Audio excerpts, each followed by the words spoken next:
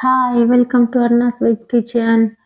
రోజు పప్పు కూరలు తిని బోర్ కొట్టినప్పుడు కానీ ఇంట్లో పెరుగు మిగిలిపోయినప్పుడు కానీ ఈ రెసిపీని ట్రై చేయండి. చాలా టేస్ట్గా ఉంటుంది, కడుపు నిండా తినేస్తారు. వీడియోను స్కిప్ చేయకుండా చూసేయండి. ప్రాసెస్ని స్టార్ట్ చేస్తాను. ఇందుకోసము బెండకాయలను తీసుకొని వాష్ చేసి తడి లేకుండా తుడుచుకొని ఎడ్జెస్ని కట్ చేసుకొని పెద్ద పీసెస్గా కట్ చేసుకోవాలి. ముక్కల సైజు మీకు పెద్దగా ఇష్టం లేకపోతే మీకు కావాల్సిన సైజులో కట్ చేసుకోండి.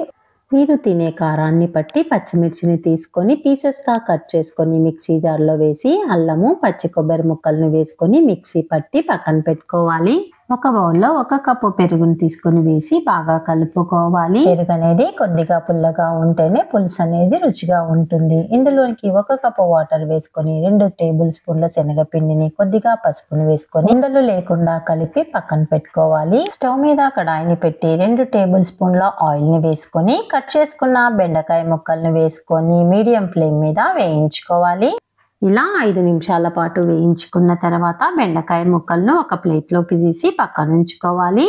అదే కడాయిలో పోపు దినుసులను వేసుకొని చిటపటలాడిన తర్వాత ఎండుమిర్చి, కరివేపాకు, ఇంగువ వేసుకోవాలి. తర్వాత పొడవుగా కట్ చేసుకున్న ఉల్లిపాయ ముక్కలను వేసి వేపుకోవాలి. ఉల్లిపాయ ముక్కలు వేగిన తర్వాత 2 టమాటాలను కట్ చేసి ఆ పీసులను వేసుకొని కొద్దిగా పసుపు వేసి టమాటా మెత్తపడేంత వరకు వేయించుకోవాలి. టమాటా ముక్కలు కూడా మెత్తపడ్డాయి. ఇప్పుడు వేయించి పక్కన పెట్టుకున్న బెండకాయ ముక్కలను వేసుకోవాలి. పులుసులోకి బెండకాయే కాదు ఆలు కానీ సొరకాయ కానీ బూర్దు గుమ్మడికాయ ముక్కల్ని కానీ వేసుకోవచ్చు. 3 నిమిషాల పాటు మీడియం ఫ్లేమ్ మీద వేయించుకున్న తర్వాత శనగపిండి కలిపి ఉంచుకున్న మజ్జిగని వేసుకోవాలి. మిక్సీ పట్టుకున్న పచ్చిమిర్చి, కొబ్బరిని కూడా వేసుకొని 1/2 గ్లాస్ వాటర్ ని వేసుకొని టేస్ట్ కి సరిపడినంత సాల్ట్ ని వేసుకోవాలి. పులుసు థిక్నెస్ అనేది మీ ఇష్టాన్ని బట్టి అడ్జస్ట్ చేసుకోండి. చిక్కగా ఉంటేనే బాగుంటుంది. మీకు పల్చగా కావాలి అంటే మరి కాస్త వాటర్ ని యాడ్ చేసుకోండి. పులుసును మీడియం ఫ్లేమ్ మీద ఉడికించుకోవాలి. పులుసు ఉడికేటప్పుడు పైన వచ్చిన నురగనైతే తీసేస్తున్నాను.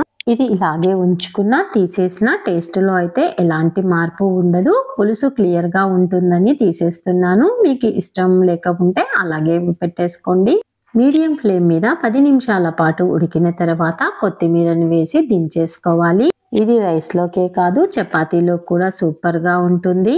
మరి ఇంకెందుకు ఆలస్యము, మీరు కూడా ఒకసారి ట్రై చేయండి. ఎలా వచ్చిందో నాకు కామెంట్ చేయండి. ఇంతవరకు నా ఛానల్ని సబ్స్క్రైబ్ చేసుకొని వాళ్ళు సబ్స్క్రైబ్ చేసుకొని బెల్ సింబల్ నొక్కి యాక్టివేట్ చేయండి. ఫర్దర్గా నేను పోస్ట్ చేసే అన్ని వీడియోలు మీకు నోటిఫికేషన్ రూపంలో వస్తాయి.